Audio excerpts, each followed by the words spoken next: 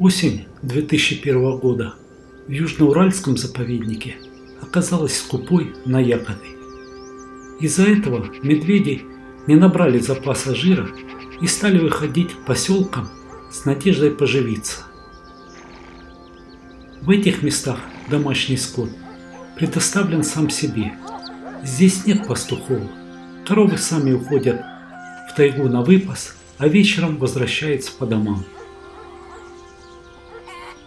В один из вечеров одна корова не вернулась в деревню. На следующее утро грибник сообщил, что видел медведя в 500 метрах от поселка, как раз на коровьей тропе. Было решено небольшой группой идти на поиски пропавшей коровы или того, что осталось от нее. Признаюсь, поначалу было забавно, но с приближением к месту, откуда доносились крики ворон и сорок, становилось тревожнее. Мы понимали, что именно там, наверное, и произошла трагедия. И вдруг, как неожиданный выстрел. Он на нас бежит. Из ложка на нас выскочил медведь.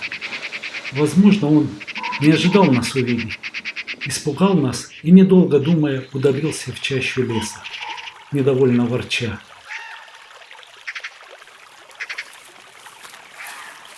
Ноги у меня заметно потяжелели, но любопытство брало вверх. Мне сразу пришла идея устроить засаду у трупа коровы. К ночи медведь обязательно вернется, и мы сможем снять его за трапезой. Я с камерой разместился впереди, за тонким деревом. Мне нужен был обзор. А мой напарник с инспектором спрятались позади меня, за упавшим деревом. Уже спускались сумерки, когда из леса донеслось рыканье медведя. Он шел прямо на нас. Его морда мне сразу не понравилась, и я уже пожалел, что решил снимать такое шоу. Медведь еще не успел подойти к своему трофею, как из лесу донесся еще один медвежий рык. Мне стало не по себе.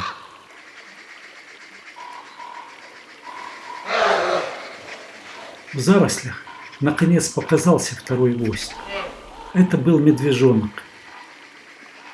Теперь мои страхи усилились во много раз.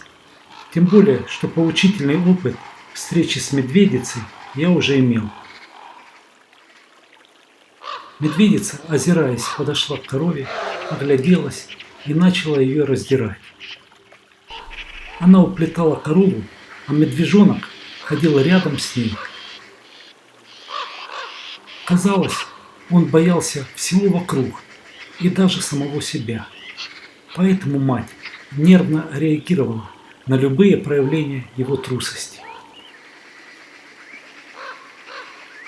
Я сидел на корточках, не шевелясь, прямо перед ними. Ноги стали затекать.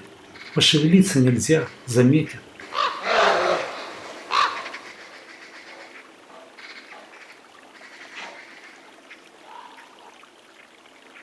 Поведение медведицы было неестественным. Казалось, она что-то чувствовала неладное. Но голод и сумерки притупляли ее бдительность.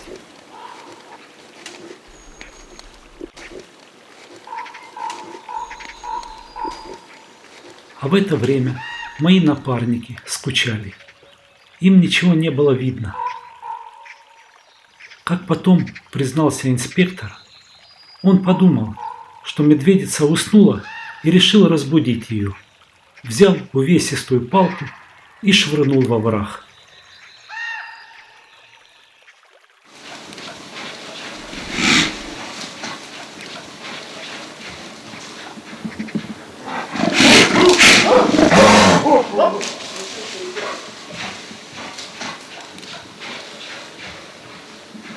Реакция последовала молниеносно.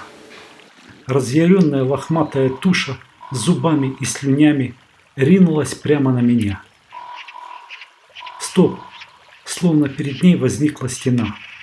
Оказывается, в этот момент инспектор вскочил на ноги и крикнул. Медведица немедля тут же переключилась на него, сделала предупреждающий прыжок и рванулась в чащу. Вот такой адреналин. Я еще долго сидел с окаменелыми ногами на бревне, куда посадили меня мои друзья, а камера все продолжала снимать пустой лес, пока не кончилась кассета.